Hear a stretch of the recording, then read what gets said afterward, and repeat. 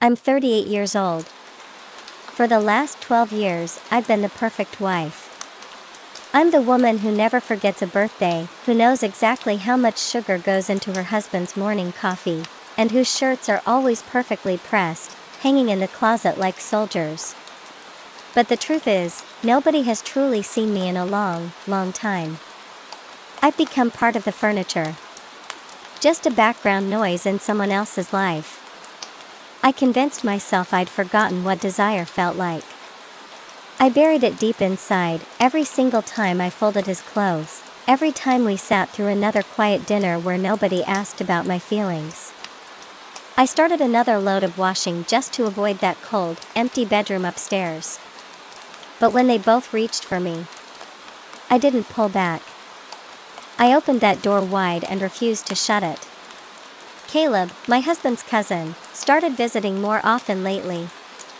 He's a few years younger than me, always treating me with that easy, almost invisible kindness.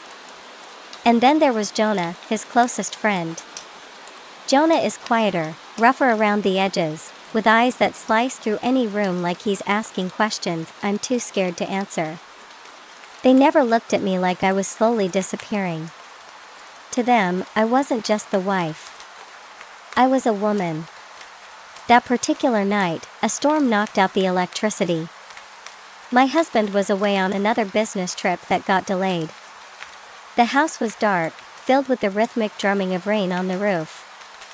I was in the laundry room, folding clean towels by the light of a single candle, when I heard a knock. They arrived soaking wet, their clothes clinging to them. As they stepped into the small, warm room, their eyes traced my silk robe like they'd never seen fabric on a body before. They didn't wait for my permission. Jonah moved directly in front of me, his eyes meeting mine, silently challenging me to pull away. I felt Caleb move behind me, his warm breath touching my shoulder as my robe shifted. The room smelled of fresh soap, damp pavement, and their cologne. I didn't push them away. I stayed perfectly still. I let my back rest against the warm dryer and let the tension grow until it was heavy enough to crush me. Jonah's hands found my waist, his thumbs grazing the silk. Caleb's fingers met the knot of my belt behind me. He paused for a second, a silent question. I didn't stop him. I was shaking, not from fear, but because I hadn't felt this kind of warmth in years. Like I wasn't just a background piece in someone else's daily routine. Jonah leaned forward, his forehead resting against mine. I closed my eyes and finally let go of the perfect wife I had been pretending to be. Everything felt electric. The sound of the rain, the flickering candle, and the weight of 4 hands on my skin. Jonah's lips brushed my collarbone, warm and deliberate. Caleb held me like I was something fragile and chosen. I wanted it. I wanted to be seen, to be touched, to be remembered. And then, the sharp sound of the front door unlocking cut through the air like a knife. I froze. My heart hammered against my ribs so hard I thought it would echo down the hallway. Jonah stepped back instantly, disappearing into the shadows. Caleb moved away like his hands had never even been near me. My husband stepped inside, dripping wet.